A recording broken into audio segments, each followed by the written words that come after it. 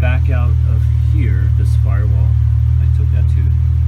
I made a catch can, oil catch can. This vents out. So this vents out. I drilled a hole in the trunk and I just vent it out. This is a 6-inch tube I got for semi-truck exhaust stacks. And you can see I just basically sealed off on each side and bolted to the firewall. And so this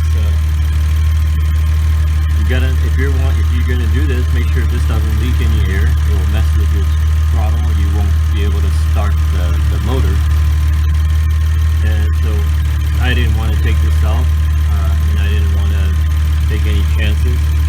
If on a track day, which I used to go quite a bit, I didn't want to take any chances where that could fail, as blogs claim a lot that they do fail.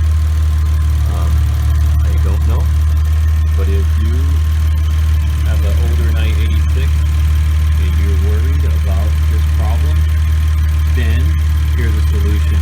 Very easy, very cheap fix. Seal this off yourself.